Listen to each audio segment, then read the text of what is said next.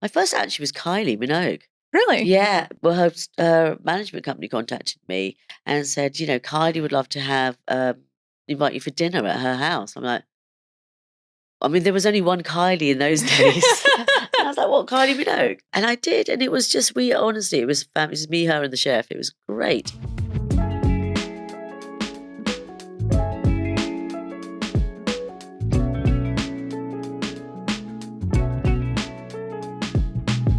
All right. So Helena Bonham Carter says you are an alchemist, a witch, and a nose. A white witch. A white witch, that is right. Yeah. And Johnny Depp says that you possess a certain sorcery in that you're able to capture the perfect essence of a character in a scent. You are known for helping movie stars get into character, and you have created bespoke fragrances for multiple movie stars and celebrities, from Jude Law to Orlando Bloom, Cindy Crawford, and Kylie Minogue. So can you take us behind the scenes of making a bespoke fragrance for a star? What does it look like? What does it feel like? Helena Bonham Carter actually was my first actress that I worked with, and then it was Johnny Depp. In terms of first male actor was Johnny Depp. Is he very easygoing, one-on-one? Oh my God, Johnny is absolutely adorable. I mean, you can see why they all say he's the sexiest man on the planet. He literally is. I mean, he's divine. He's very charismatic, very kind. He's he's very funny, and he comes up with great stories, references. He's like an encyclopedia of history. So what was the first fragrance that you worked on for him? So it was a character he was playing in a Tim Burton film called Dark Shadows. And it's everyone was in it. Michelle Pfeiffer, Helena Bonham Carter. And I worked with her actually in that. I did her scents for that film too. So, and that's how he came across me so basically I have to just quickly tell you the story about, so when Helena says, I've got my next film and it's a Tim Burton film, I said, okay, send me the script. It's called Dark Shadows. And I said, okay, what's the role character? She goes, well, I've got to play a chain-smoking, alcoholic psychiatrist based in the 1970s. I'm like, how fun. Great. So I was like, oh my God, okay. I said, so what do you drink? She said, whiskey, bourbon, like for breakfast, lunch and dinner. And I was like, yes. And she goes, it's in the scenes a lot. And she said, and I'm chain smoking the whole time. Okay, well, you're not going to smell really good on this one, okay? So she's like, yeah, no, fine. So she literally would go at 6 a.m. To Pinewood Studios, stinking of fags and whiskey. So they were just literally like, he's like, oh my God. He said, it's amazing. Like, you are literally like, it was affecting the, do you know what I mean? He said, I want her number. You need to give me her number. Yeah, she's fully immersed into character. Yeah. So then he contacted me, and and he was actually the first actor that I only had a week to do his scent in. It was 200-year-old no vampire. Pressure. Yeah. But the thing with Johnny is that I was a big fan of his as well. So I kind of agree. I said that I wouldn't meet with him. I'd do the fragrances, but I didn't want to meet him until after the scents. And there was a reason for that, I think, because I kind of, I've watched all of his films, and I think what everyone loves about him is that he brings himself into all of his roles. Yes. That's why you sort of love, he's, even if he plays a vampire, he's still really sexy. Yeah. He's really gorgeous and good looking, or even, in Edward Scissorhands. Yeah, I mean, exactly. You just fall in White love face with him. and still looking amazing. Yeah, exactly. Not many people can do that. Oh. Yeah, so the fragrance was, and he literally just went, oh my God, it's brilliant. So since then, I worked with him on all of his film roles. And wonderful. Yeah. Such a beautiful story. Well, there's two, actually, with the actors, there's two elements to it, because I've done their bespoke fragrances to get them into the role, the character, so it's a bit like method acting. And then also they have their own bespoke fragrances, so Johnny Depp has a Johnny Depp one, or Helena Bonham Carter has her own Helena one, but then she also has a Bellatrix or Princess Margaret. So basically, it's a bit like the way I see perfume in general. For me, perfume and scent is something, when you're putting it on you, it's all about, it's almost like it's portraying and personifying your character and your style. Mhm. So for example, when I'm doing a role, so when I worked with Helena when she played Bellatrix, or Miss Havisham in Great Expectations, she'd start by sending me the script. I mean, I didn't actually need the script for Great Expectations because I've read it a million times. But so getting the feel of her role, so, her character, so what she's thinking, going through, what she's wearing, how it's being styled, what the room looks like as well. It's very important because she's going into that whole feeling. And scent, of course, it's a very powerful tool. It's very good at putting your mindset and your emotions into that role. So when I worked with her, for example, on Miss Havisham, I was thinking, oh God, she's like, what are you going to do for me for that? I was like, I don't know. I'm going to think about it and I'll get back to you on that one. And when I remember showing to her, we were in a cafe actually, and we both were doing it after the school run with the kids. And I had it in my little Dickensian pouch, which we also have in our perfume boxes as well. And I said, so basically, I just thought, okay, so Miss Havisham was, in her wedding dress. She was left at the altar. She was so devastated by getting ditched, Mhm. but she never left the house. But she was always rich and, she came from that affluent sort of background and family and everything else. So, but because she didn't leave the house, she kind of almost just let herself go. She just didn't, she never even changed as far as we know. It was just always sort of, that bonkers look. So I remember thinking of when I was moving house when I was 9 years old, and we went from the small house to the big house. And when we went into the bathrooms, it was that everything else smelled really like old people. But when I went to the bathroom, I was like, what's that smell? And it was just coming from this old cracked soap. So I thought, and the soap is something that actually lasts a long time. But if she didn't go to shops to get a new one, and she probably and I thought, okay, she's going to smell of old cracked soap because that might be the one product that she does use if she does any kind of washing. And then it also smells a little bit sort of like old people, a little bit kind of pissy. It has to be real. Did Helena like that fragrance? She just went, oh my God, it's unbelievable. She said, she loved, she could feel it because she wasn't imagining it was going to be that. But when she smelt it, she then said, totally 100% correct. So, but it's having that kind of feeling and getting it has to be 100% right. And when I worked with her on Bellatrix, for example, that was when she plays the witch, but she's quite a seductive witch. There's something very passionate and powerful and horrible and scary, of course, about her.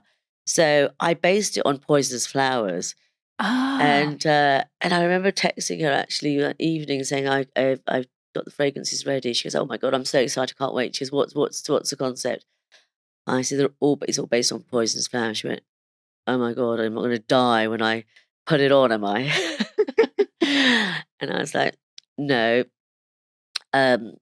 you're absolutely not going to die because you'll die if you eat them, but you can Not smell if you wear them. Yeah, and if you smell them, actually, they've got this really kind of intoxicating aroma to them. Mhm. It's beautiful aroma, but you can't get the essential oils from them. So it's headspace technology. Got it. So it's recreating that smell around the flower as it's permeating, coming through. So very risque and out there. Yeah, exactly. A little heavy. And it also smells a little bit foggy and I love that. kind of foresty like because a lot of the scenes are, it's always got that kind of foresty, green, boggy feel to it. Yeah, I So love that. it has a lot of that foliage, wet earth as well. So how much of your process is intellectual versus intuitive? Because you talk a lot about the subconscious and how you kind of like it just comes through you. Yeah, I think, being a perfumer, there is a lot of people, they think I'm a psychic. Helena thinks I'm a, psychic because I think, because when you are able to, and friends as well, that I say, oh, which fragrance out of your collection, do you think it's going to suit me? And when I suggest, oh, you're definitely Sequoia wood or Twisted Iris, they're like, it's unbelievable. I just won't, it's always right. And it's odd the way that it's happened. happens that way. I don't know. I just sort of have that ability to do it. I don't really know where it comes from. For me, it's natural. I find it easy, but for most people, they sort of, well, I've never had that ever happen to me before. It's that one less thing they have to worry about is choosing a perfume that they actually love and matches their style and personality. Where do you usually get your inspiration from? Is that the people that you work with, or is it Yeah. outside in the world? It's a lot with people, actually. I love people. I love talking to new people, old people, all sizes, all shapes. I mean, it really doesn't matter, any country. I just find, because everyone is different. You can't get bored with people, really, because it's always I always learn something new every day as well, and I love learning.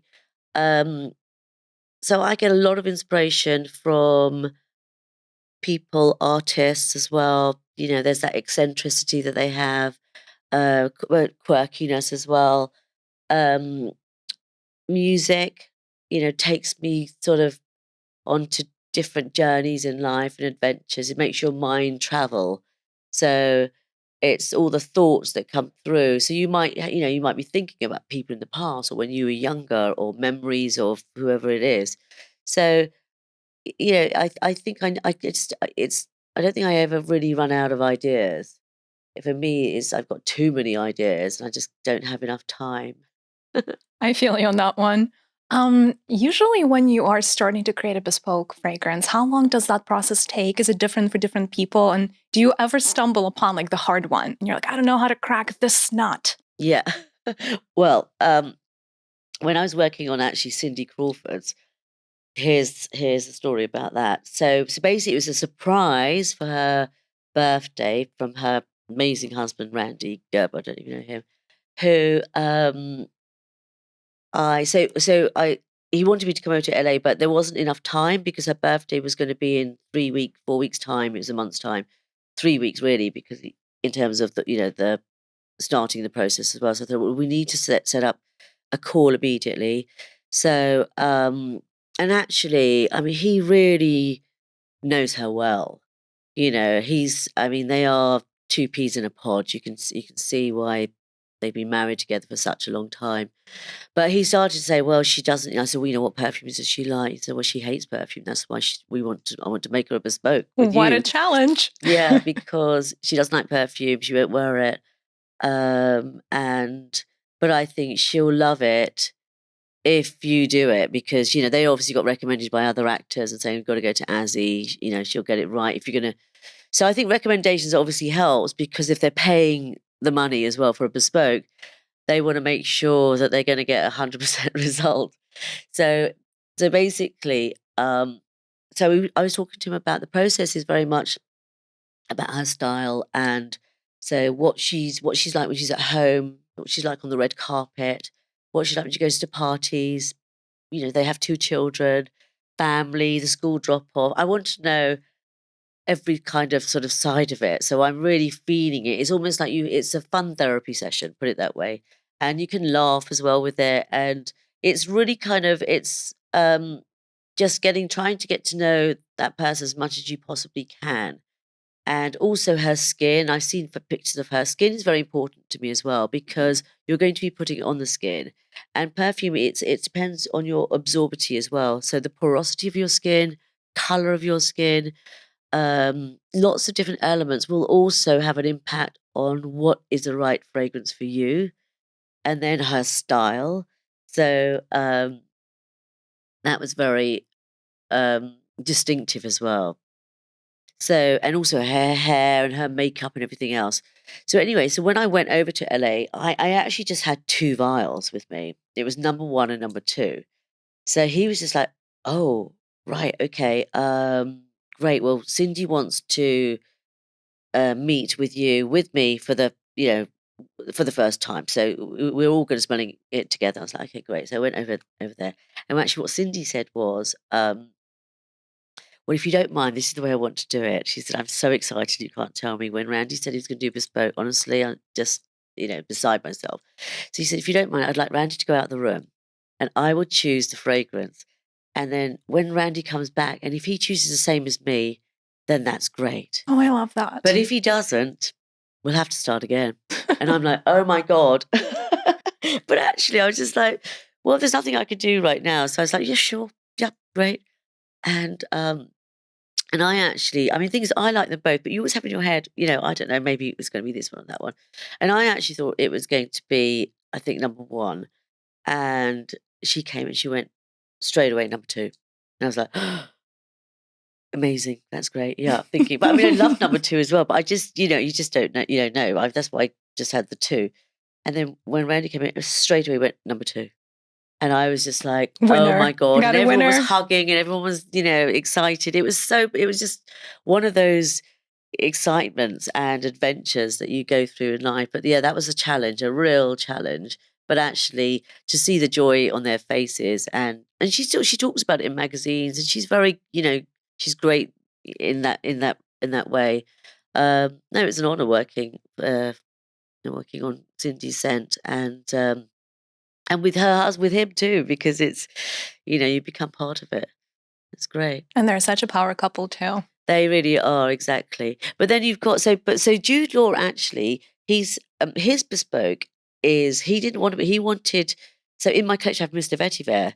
So he wears, he just loves that fragrance and it's so him because it's very dapper, it's richer than rich, it's very alpha male sort of in terms of, he loves his women and he loves his style and clothes. He always looks great. He ticks all the right boxes. He knows what wine to order. It has that feeling to it. So I'm not surprised. He said, "No, I'm happy with this. You've got it right, so it's fine." So it's not always bespoke, and I'm also happy that they buy into the collection as well. So how many fragrances have you created for Jude Law? So I worked with Jude on the Pope, when he played the Pope. I love that role. Yeah. Oh my God, he plays such a great Pope, doesn't he? Yes. He's such a great actor. I think he just gets better and better, actually. And if that is even possible. If it's even possible. And I don't know if you've seen the press lately, actually. Oh my God, what am I thinking? So he's just so we went to Cannes for the world premiere of Firebrand. And he's playing Henry VIII. But Henry VIII just before he died, so he was quite vulgar. And I mean, I think he's going to get nominated. His performance was incredible. I mean, he looked, it's very hard for Jude to look unappealing, disgusting, really. But he had gout. So Henry VIII had gout, and so the scenes, most of the scenes were it's pus, blood, gout. He literally smelt of poo and everything. So the headlines after the film was just like Jude Law plays Henry smelling of gout, blood, pus. I mean, it went viral. All the great things in life. Yeah. So, but this. I mean, it's not about smelling good. It's not having a perfume. It's it's art, and perfume is art at the end of the day. And you're working with the artist as well. And you work very well together. And he loves working with me on his roles, in scent and getting it right because he knows, it's going to be real. It's not going to be some flower, something that's half real. Even half real won't do. It has to be spot on. And I remember when he came to my studio and smelled it, he was just like, and I've got a video of it. We did a behind the scenes video where he smells it and goes, "Oh my God, that's disgusting." And then he comes back and goes, "That's fantastic." And it was, because he was like, first, I mean, it is disgusting. I had to create them in the garden actually, because they have some very powerful ingredients and notes, and I didn't want it lingering. And as a perfumer, breathing something like that in, and I'm assuming the process takes hours upon hours upon hours, like smelling in the pus and the fecal matter and all of that. As an outsider looking in, I'm not a perfumer, obviously. It feels like it's so pleasant to work on pleasant things. But once you have to create a truly abhorrent fragrance and be in that scent cloud for hours at a time, does that impact you? Or like, do you have a preference for creating pretty smelling things, or for you as an artist, it doesn't really matter as long as you hold true to the idea? I mean, I obviously love, my favorite's always going to be creating, the most sexiest fragrances in the world. And for me, it's that finishing touch. I love creating perfumes that people are just going to fall in love with. They're going to want that as their signature.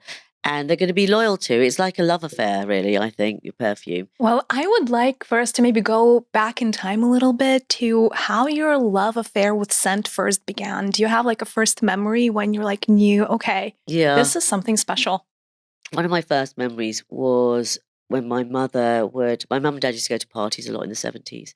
And she'd put on, I used to watch her putting on her false eyelashes and her lipstick and then her fur coat. And then the last thing in fact, my dad took ages to get ready as well. And the last thing she did was then put on her perfume, which was Worth Je Reviens. And then she kissed me goodbye and then they'd leave. And I remember thinking, oh my God, it smells so expensive. And I thought, oh, one day I might even own this bottle of perfume. And it was quite weird because when they'd leave, I'd go to their dressing tables and I'd always like redesign the dressing tables because I wanted to smell all the perfumes. And here's, my dad's and my mum's. He had a whole collection as well. They were really into their perfumes. But my mum always really wore just Worth Je Reviens. She had a signature. Yeah, I think he was, my dad was much more, had a few different ones. But he didn't change it. There was only two. I mean, he wore Vetiver a lot, actually, the Guerlain. One which I also really loved. So that was one of my first memories of perfume in terms of the luxury perfume.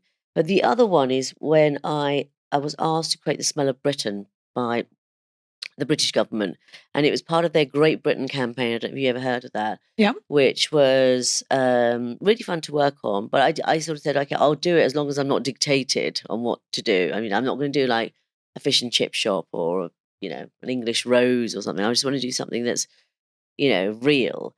And it was because even though I was born in London, I went to go and live in India for about 4.5 years as a child. So so I came back when I was about 5.5. So my first few years were actually in India, which is interesting. And when I remember coming back to Britain, I thought, I thought that I'd been sent to prison, really, literally. Everything was grey. There's those tall buildings, there's no sea, there's no colour anywhere, and it was cold. But the one thing I really liked is when it rained, because it rains a lot in England, it reminded me of the monsoon, and the smell it took me straight back to playing. So in India, when it rained, we'd all go out and play. Whereas in England, when it rained, everyone would, watch through the windows. Yeah. So you go and hide. Yeah, exactly. So I created the smell of rain on earth. I love that. And so very fresh but earthy. It is, and I think it's one natural smell actually that smells the same anywhere in the world. Yeah. So I always I have that same smell. When you go to Morocco and it rains, it's almost like it's a mixture of rain on earth, but also rain on pavements. It's that kind of dirty, concretey note of cold rain on warm pavements. I love that. I just came back from Morocco and I noticed the same exact thing, that rain on earth smells exactly the same in Morocco and England. It does. For whatever reason. Yeah, it's completely different, climates and everything else. Whereas the sea can smell different everywhere in the world. I do actually think it's the only, so far that I've, come across. Roses smell different everywhere. They do. They really do. Yeah. What does India smell like to you? Well, different parts of India smell very different. But there is that smell. I always go for a scent of a country for when I walk off a plane. That's to me when it just hits you. Yeah. And you it kind of you smell that sort of, it smells, you can smell the heat, but it's like a bit dirty and quite claustrophobic. Like you just want to start washing yourself very quickly. I'm always like washing my not so much when I was living there, but when you go back from England, having sort of it's quite different. But I love the smell of India because it's India. It's rich. It's not a good or a bad smell. It's just, it has its own signature. Yeah, and a little bit of nostalgia probably for you as well, right? Yeah. So that's normally when you sort of fly in, and it's normally one at Mumbai airport, I suppose. But yeah. Let's go back to the year 2000 when you launched the Agent Provocateur fragrances. Fun times. Yeah, you're always a rebel, but you were definitely a rebel then. So take us back. I like things that make logic sense to me, that work, that are true, and anyone that you can relate to. Um, so when Agent Provocateur came out, it was complete opposite of the trends because Agent Provocateur is a brand. It's sexy, it's powerful, it stands out from the crowd. And, and I suppose they're rebels of the industry as well, you could say. 100%. Yeah. And so, but the perfume at the same time, um, I wanted to do a perfume that was very, was very feminine and had that trail that you left behind. It was almost, it was a sheepra. I hadn't done, sheepra hadn't been done since, I think, Knowing was the last one before that. So that must have been in the couple of decades before that. So it was a real risk taker. But I remember going into Harvey Nichols and they were like, the buying director was literally, she just said, like a breath of fresh air that's walked in. I've seen lots. He said, the last time I had this excitement was when Poison came out, which was went ballistic. And then we won all the awards. And also I wanted to do a porcelain, I wanted to do things that I kind of, my first perfume always wanted to be in a porcelain bottle. So that's why I did that. No, it was exciting times and everyone, people loved it. Yeah, and it's such a beautiful creation still. Usually when you describe your process of creating a fragrance, you give this analogy of first picking the main characters, like the main notes, and then picking the supporting characters. So it's almost like casting in a movie. Yeah. Do you have your all-time favorite main characters for your scent creations? I love notes like Sequoia wood, vetiver. I love resins. I love base notes, frankincense, myrrh, the richness, all that kind of, that gives longevity to a fragrance.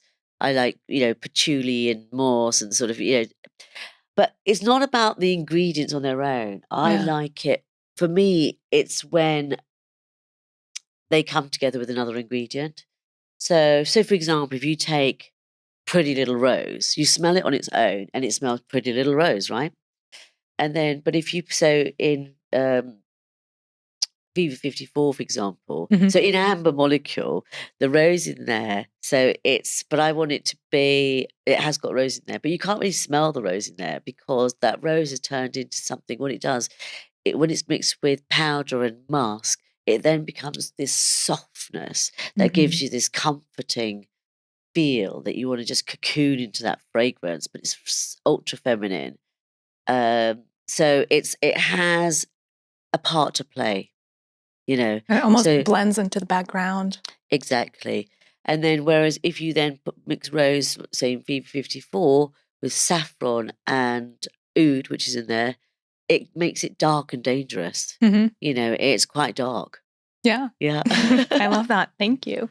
How did it come about that you got your first bespoke fragrance, like celebrity client? Was that a referral for you? My first actually was Kylie Minogue. Really? Yeah, because that's right. I love the story about Kylie. So she basically, she contacted, her management company contacted me and said, Kylie would love to invite you for dinner at her house. I'm like, there was only one Kylie in those days. And I was like, what, Kylie Minogue? And they were like, yes, she's a big fan of your perfumes and she'd love to talk to you, about a bespoke project. So I was like, amazing. I was like, yeah, I love Kylie. She is fantastic, isn't she? I love her. Absolutely think she's just brilliant. And it was actually on Mother's Day, but she wouldn't realise it was Mother's Day because unless you thought you're a mother, you wouldn't. But actually, my child was only 1 year old, so my firstborn, and my husband said, I don't think he's really going to notice whether you're here or not for Mother's Day. I would have to agree. I think you should go and have dinner with Kylie. So I was like, okay. And I did. And it was just, honestly, it was family. It was me, her, and the chef. It was great. And, wow, very intimate. Not like a big 20 people, 20 person. It was just the two of us. It was so great.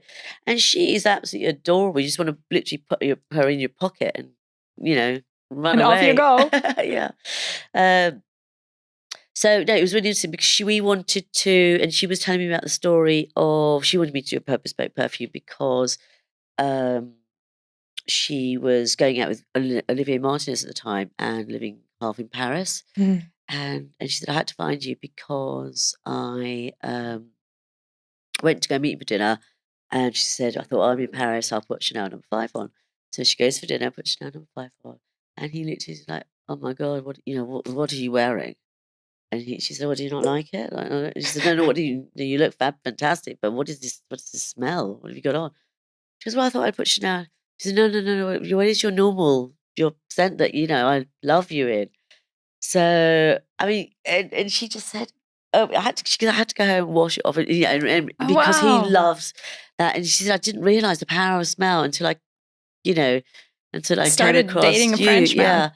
And I said, well, I can see that. Do you know Yeah. what I mean? You can't go, that was Agent Provocateur she was wearing at the time. Mm. And so I created her, bespoke one, which she absolutely loved. And actually we used it for when she did the V&A exhibition as well, Mm. when it was a retrospective on Kylie. Mm-hmm. So she was my first artist I think I ever worked with. And now maybe let's get into the fun part about, your own brand, the Perfumer story. Yes. The brand that's coming onto Scentbird. I'm really excited to bring it to our customers and to our listeners. So the story of creating the brand, what was that aha moment when you knew, okay, I'm ready to be on the map in a bigger way and ready to create this baby? Yeah, I mean, I think it was a lot of the journalists saying, Azzi, when are you going to do your own brand? Everyone's going to buy it, for goodness sake, and I think I was and it was actually Johnny Depp that fast tracked me into doing it. Really? He's the one just said, he goes, what, you just got to, he goes, I've even got some ideas on the pack. He was really helpful. He's very sweet and, really motivating, which is great. So I think I think when people start, I always do things for myself last. But once people start pushing you a bit, or you think, okay, do you know what? You're right. I'm going to do it anyway. So I'm going to do it. And Harvey Nichols actually was having a project. So they said, oh my God, if you do, we want exclusivity, please. We'd love it. We're going to give you this. In fact, we had the whole counter next to Chanel and Armani. So when it launched, and we had all of our girls dressed up, I mean, it was fantastic, and people just loved it because it was so different as a brand. It was like, it's about character and style. It made sense to people. It wasn't about top, middle, and back notes and fragrance family and are you a fruity, floral, sweet? They didn't know what that means really, but are you a creative, sensual, and edgy? Yep, that's me. Mhm.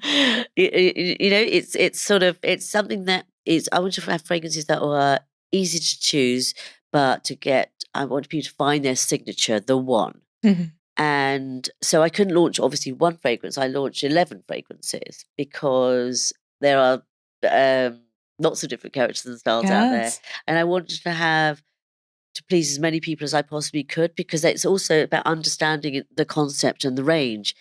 And, which is quite an expensive thing in a way to do, which I was funding it all myself as well. Mhm. But I just thought, that's the way I would like to do this. And I also wanted packaging and design as well. I'm quite fussy about.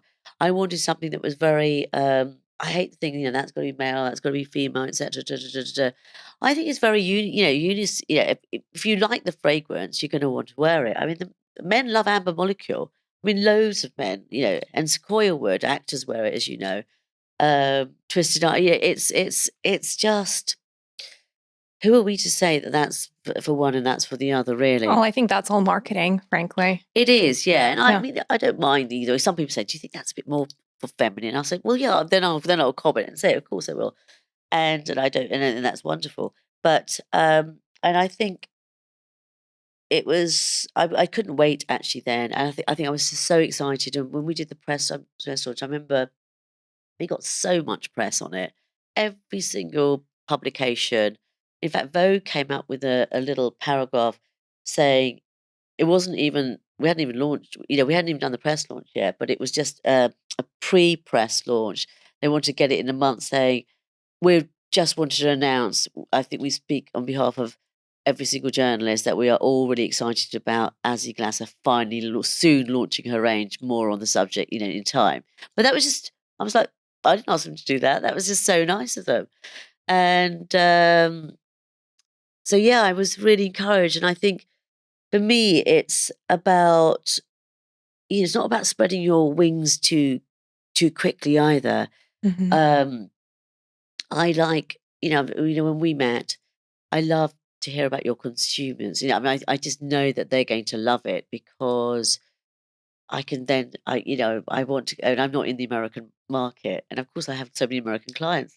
Um, so I think that just it's easier. I want to also have perfumes that you could finally buy for someone and they like it, Yeah. because that's why I think, because usually they'll buy, they think, oh well, they love that designer, they love Prada, so that means they're going to love the fragrance.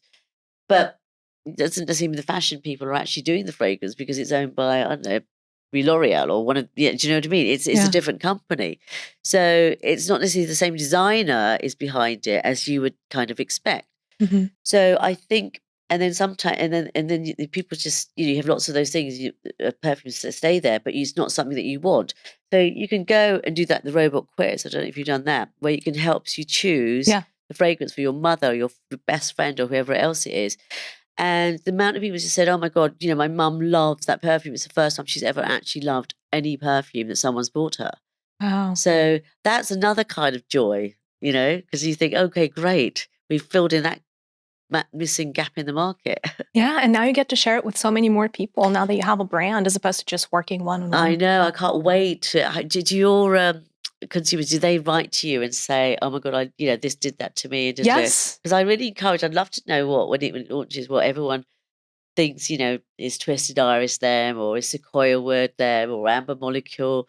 I literally just can't wait to hear their stories. Yeah, Well, I look forward to getting your fragrances in the hands of consumers ASAP because I think they're going to love them. And also, the American consumer is very vocal. They're going to tell us yeah, right exactly. away what That's they think. but that's what I love about it as well, because that's kind of what you want, really, isn't it? Yeah. And I think perfume in a way is quite vocal. I always say that it really speaks to you. Somebody could look fantastic, but if they don't smell good, you're not really going to want to. Hang out with them No. or date them Well, or marry them. exactly. It's a really important factor in one's life. Yeah. And I think for me that's one of the main things. It's that important. I think you should take, it's a serious subject. Yeah. Yeah. Um, as entrepreneurs, when we build companies, we put so much of our own DNA and, flavor into everything that we create. Mm. So, what is it about Perfumer's story that is very Azzi? Um, yeah, God, it's just my world, really. I think it's just my beliefs. It's the Perfumer story is my character and style. It sums up who I am, my world, but also I work with so many, before I did the brand, I've always collaborated with, fashion designers or artists, as you know, and um, and I think I really didn't want to, so I still collaborate under the Perfumer story with artists and collaborators, because I didn't want it to, oh, I'm just going to launch a perfume brand that's the way that you do launch a perfume brand, because that's what everyone else does. I wanted to launch a perfume brand. It was almost like a mini perfume house, Mhm. because I still continued to do my collaborations when I did The Kingsman with Matthew Vaughn, the film director. Um, we sold out very quickly, Mhm. but it was just such fun. And when I did, S&X with Rankin, the photographer, or Yeah. Ditch with Jonas Ackland, he's the big music producer, did all the, Beyonce and Lady Gaga and Madonna and all that videos. It's really fun working with everyone. That's my life. That's my world. So it's the same. If you think of music artists, they also can work with other artists as well. And it's So I think I wanted something that totally represents my brand, but I also wanted it to bring something to the marketplace that just doesn't exist. And I think it was a massive gap in the marketplace as well. And I'm really glad that I filled it. Yeah. And was it like a long, almost like self-discovery journey to arrive at the finished product? Or did you just know exactly what it's supposed to look like and it was just a matter of bringing it to life? Yeah, I mean, I think I've always, I love design, and there's something about, I like heritage. Mm-hmm. I love things, I like history, but then I say for me, my brand's all about heritage and edgy.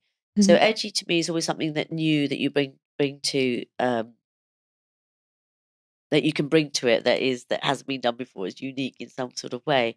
So if you look at the packaging, um, it's you've got that sort of it's a book, and then Yeah. you have that red seal, and I've always been very when I think of the brand, actually, if I had to think of a film, it's very Shakespeare. There's is there or that it's sort of turn of the century writer with sort of this gorgeous floppy hair, wearing one of those white shirts. Very creatively expressed. Yeah, I think so. Yes. Bohemian. There's a sensuality. I mean, to me, perfumes should always be sensual Yeah. because it is about attracting the opposite sex. Mhm. And we're animals, we're animals at the end of the day, Yeah, and that's what we it are. is about. So I'm not going to do something that reminds me, I'm going to wear a perfume that reminds me of the smell of a mountain. I mean, that's not particularly very sexy to me. I'm going to do a scent that it matches my personality and style. So it's the same. So, for example, you look at yourself in the mirror, okay, you wear your hair and your makeup the way that you do, and you dress the way that you do, and think, that's me. Because you can see it. Mhm. Now, the sense of smell is subconsciously led because you can't see and touch it. It's a feeling and it's an emotion. So that's why it's very hard for consumers to find the perfume that matches them. So that's why I come into it, because I've had so many years of experience, 30 years, working with probably the fussiest people in the world, actors, because they get given all the perfumes. Yeah. They get given stuff for free all the Yeah. time. But they don't want to smell like everyone. They want to smell unique, or they want to have something that matches them and their personality and style. So a lot of artists, musicians, they buy my perfumes because to them, they all has an artistic story that they can relate to, and that they feel that they don't have to worry about. They're all busy people. So, and I think there's a lot of people. You don't have to be an artist to be there. I think you're a mother. I mean, you're busy. It's nonstop.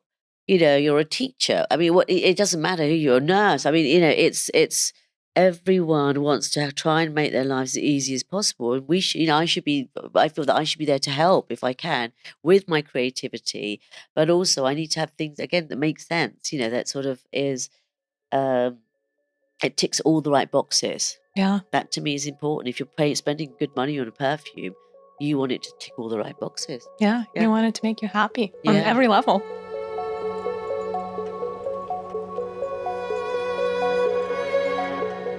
So you have 11 gorgeous fragrances in your collection.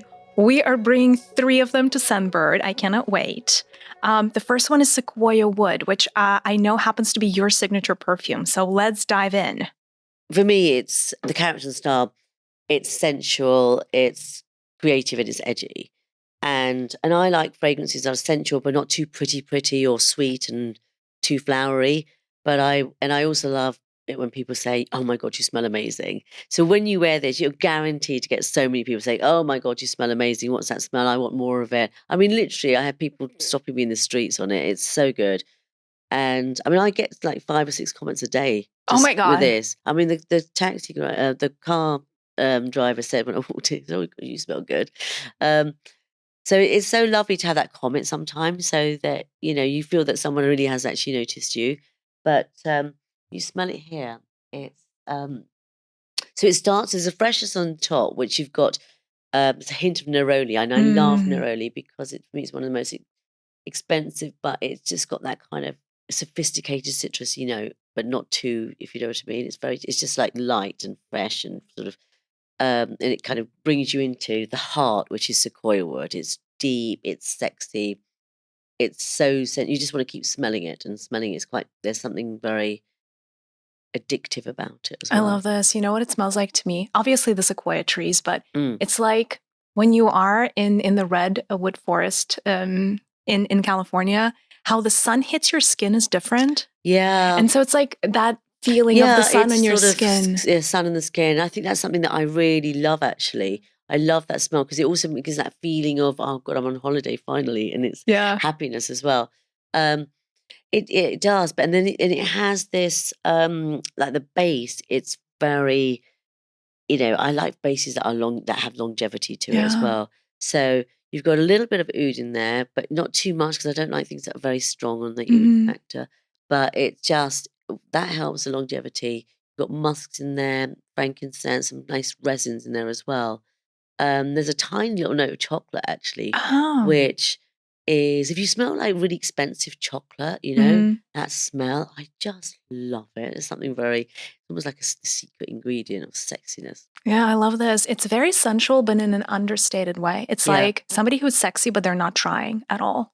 It's like they just woke up pretty type of situation. And also it doesn't smell commercial. It smells expensive. I like perfumes that smell rich and expensive. So beautiful. I think this one would suit you very well. Oh my God, I can't wait to wear this. So I can get compliments from my taxi drivers. Yeah, exactly. Azzi, can you share the packaging with our viewers, listeners? Indeed. So here we go. So this is what I was saying about, I love things that, for me, sustainability is you want to keep it forever. And and I'm very into that. And I love gifting things as well, like little presents, surprise presents. So, so when I mentioned about heritage, it's that's very much our logo and everything else is based on a book. I love the red seal because to me that has that kind of that confirmation, that blood seal when you're sending a letter or something. You really feel good about what you've got. There's a richness about it. And then inside you have a bookmark which has got all the details of the fragrance in there and formula number. And this little bag, so the perfume has its own bag, and it's not that I just want to give a free bag. It also stops degeneration by light, so which is important for the perfume, and it keeps it cool because it's made of this incredible cotton. It's quite a Dickensian bag, so it's not good to put perfumes in the fridge because that's just too cold. But this is like the right temperature, so that's something that I just think is like really important, and people love their little pouches because you can. And they put it into their handbags. And it also protects it inside. Yeah, you've thought of everything. Well, I think I like attention to detail. I think that's very important. I can tell. It's gorgeous. And I'm a big book nerd. So this packaging, the box is like, it just gives me warm fuzzies inside. I don't know. It's beautiful. Yeah, then you can put all your trinkets and things you see inside there, or receipts, or whatever you want to do, really. Everyone has like a jewelry box. Yes, exactly. I love it. So the next fragrance we're smelling is Twisted Iris. Oh, Twisted Iris is fun-loving, bohemian, and caring. It has basically it's got that characteristic wear and style. So if you can imagine, I think that creativity in dressing, your own. So it could be a mixture of vintage and Balenciaga or the high street. You've got that sort of quirkiness to it and eccentricity. And when you smell it, you do feel like $1 million. Ooh. It has depth to it and character. And there's a creaminess to it as well. It smells really expensive. But I want to have something that it's sophisticated, but it's sexy, but in a kind of porcelain way. Yeah, it has charisma. Yeah. I've never said that about a fragrance before, but this one really does. Yeah. You can feel the charisma coming. It's almost like it's, you're going to have a good night with this one. Oh my God, yes. Yeah? It's also very refined. It's very refined. And sophisticated. Exactly. And it's a great, some people just absolutely love it. And again, it's that loyalty factor, I think. It's amazing. So many different people wear it. Lots of age groups. It's quite interesting. You even get like age groups from sort of like teenagers to the 20s, 30s, but also you get 60s, 6-year-olds loving it. They absolutely love it. So there's no, it's not like that's the age bracket at all. It's not about that. Yeah. If you were to describe this with like who, when, how, what would you say? So the first first person I had in mind when I was creating this was I was obsessed with her skin in which is Grace Kelly Oh. in The Party. I love that film. But there's something about her porcelain skin. So that's that kind of Marilyn Monroe, I suppose, Lady Gaga in all of her films as well. But she's got that kind of character where she's quite playful, but she's sexy and quite eccentric as well. Mhm. There's lots of people that I can put to this actually. And what was the one? When?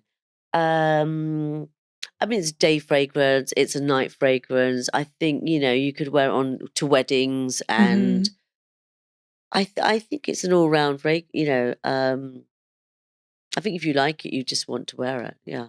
And how? How I always recommend to wear fragrance. I mean, for my perfumes, you can wear so obviously around the neck, the rest with hot spots at the back of the neck. I always put it on my hair as well because it's a hot spot. You've got a lot of pores in your head, so it really kind of permeates well. Works well with your pheromones. My perfumes work really, really well with that because it triggers them. And décolleté. Yes. Yeah. Love that. Beautiful. I don't wear deodorant. I wear my perfumes also under arms because I like to smell good. But for me, sweating is important. It's not about, you've got Blocking it. you got to let it out. Yeah. You can't got to keep it in. It's much more healthier to let it out.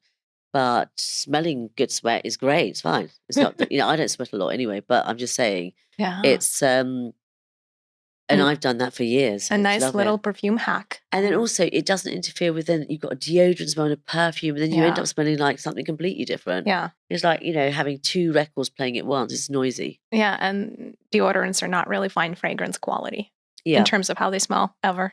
I don't think. Well, exactly. Well, I'm excited for this next one, Amber Molecule. Yeah. Amber Molecule is, I just love, I love the ingredient amber. And I've never smelt a really great amber fragrance ever. And I always wanted to create the best amber fragrance in the world. And oh my God, it's just because amber it has that, it's been around for centuries, for years, and it's really sensual and sexy, but in a very soft, comforting, just want to get closer and closer to. Men love it on women. Young girls love it. I mean, Kaia Gerber loves this fragrance. Iris Law, lots of young girls love it, but also, I mean, my age adore this fragrance. They won't wear anything else at all. And you have that lovely, it leaves this lovely trail wherever you go. It's like, oh, wow, what are you, wow, what's that fragrance? It's so good. Yeah. A real wow factor to it.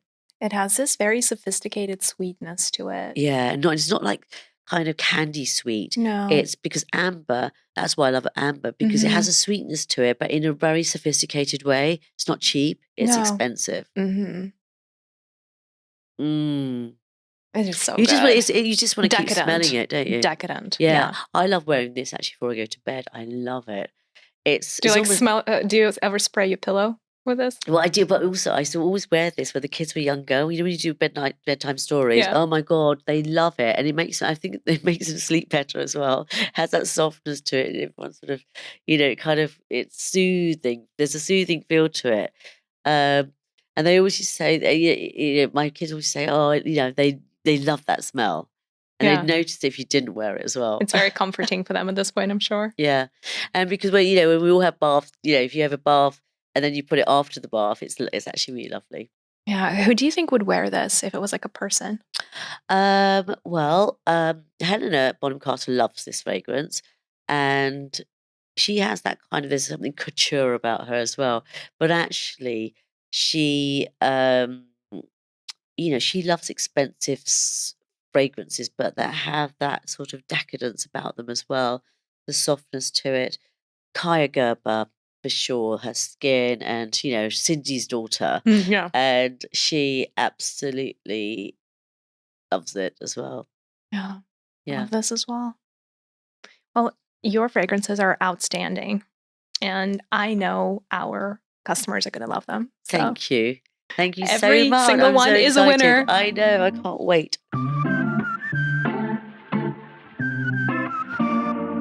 We will play with your all-time favorite smells. So here's how this is going to work. Right. I will give you a smell, and you have to share a memory that that smell immediately brings to your mind. Okay. Okay. The first one is your children's hair. Oh God, yeah. I mean, okay. So Milo's, Milo's middle name is Myrrh because his head, the baby's head smells. It reminds me of the smell of myrrh. Oh my God. I don't know. That's my sort of thing. You know, because myrrh is very sort of it's that skin light. I mean, I just love the smell of a baby's head or Yeah. children's hair. But also when as they get older, they have their own smells. I just love the smell of hair actually in heads. You're right. Old books.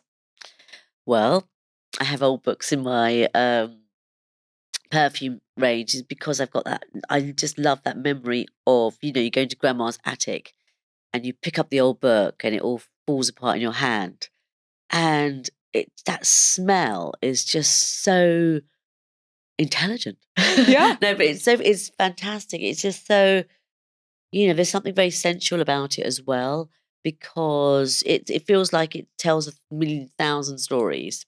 Yeah. That one smell. It's a one memory that has lots of memories. Yeah, 100%. And then the old books, the fragrance is a Yeah. favorite of Benedict Cumberbatch, isn't that? Yeah, and I mean, lots of actors wear it, it's a favorite of a lot of people. Some I'm not even allowed to mention actually, Okay. but there's one that I can't mention, but I mean, there's lots of, I mean, Orlando loves old books too, Stephen Fry. I mean, there's lots of people. Women love it as well. I like wearing it. I like wearing it sometimes when I'm going to like an art show Mhm. or a book opening. Yeah. It's quite fun. You get so many comments when you wear it as well. It is a great if you don't know what to get your husband, or it's a guaranteed winner. Everyone loves it. Nobody has smelt that fragrance and doesn't like it. And they get obsessed by it as well. Well, now I know what to give as a gift to Yeah. my dad. It's amazing how many people actually love that smell of old books because you think, God, but then they start smiling the fact that they love it and it's called old books. Yeah, I love that. Yeah. Okay, the smell of expensive suede. Yeah, beautiful. I mean, it does remind me sometimes of an inside of a very expensive car, and it's leather, but sometimes you get suede element to it. It takes me actually first memory back to my mum's handbag. It was suede in the 1970s, a very kind of sort of, it was more like 60s look actually, but she had it in the 70s. Love it. Sequoia wood. Sequoia wood. I mean, it's a long red tall trees that you got, in California and Colorado, and it's that wood is the only wood that smells juicy and sensual and sexy because cedarwood is dry, Yeah. and sandalwood is oily, guaiac wood is polished, but sequoia wood and that's why I wear it, is because it's sexy as a fragrance, but it's not, it's got a lot of depth to it. And is there a memory that it connects you to? Sequoia wood, the forest, in California. Being in California. Yeah, exactly. I mean, I just love the smell of, I start scraping away at the trees and all sorts. And such fun to go out with. Yeah. And I think a walk in the park with me is great. Yeah. And I think I know what you're going to say here, but Rain on Earth. Yeah, I mean, again, that's one of my first memories as a child in India and playing in the rain on earth. I mean, it's very, there's something that's very kind of again sensual, really. We had a rainstorm here the other day in London, and it just puts a smile on your face because you want to be indoors, actually, in a way. Because in England you kind of do that, but at the same time you want to be out there, And I remember because we used to have raincoats that were down to the floor. And I remember my raincoat was full of, it was like these 70s flowers. And I used to run out in this coat that was too big for me. But you didn't care about getting wet because you were just in the coat and you didn't get wet anyway. I don't know why they make coats like that for everyone. Everyone would be out there playing and having fun. Yeah, and It's a good being idea. liberated. Yeah, maybe we should do Perfumer story raincoats. Oh, you That so could be quite fun, should. wouldn't it? Yeah. So what's next for you and Perfumer story? There's lots of things going on with Perfume Story, and we're excited about launching new products. I think probably the most exciting is there's 2 new fragrances that I can't wait to bring out. They are going to be really special, something that you've never smelt before in the planet, and they're real head turners. Oh, I cannot wait to smell those. Yeah, I can't wait for you to smell them too. I think you're going to fall in love with definitely one of them. You can't be 2. Well, I love all of your creations, so I wouldn't bet against me loving both. I think you will love both of them, actually. I mean, I love both of them, but I love both of them for me, one of them is definitely me. And that's the only other one fragrance, actually, that I might switch from my Sequoia with as well to, I can't see what the names are yet, but all will be revealed soon. Oh, it's been so wonderful having you on Scent World. And thank you so much. Pleasure. I'm so honoured as well to be here with you. Thank you so much. Thank you, Azzi.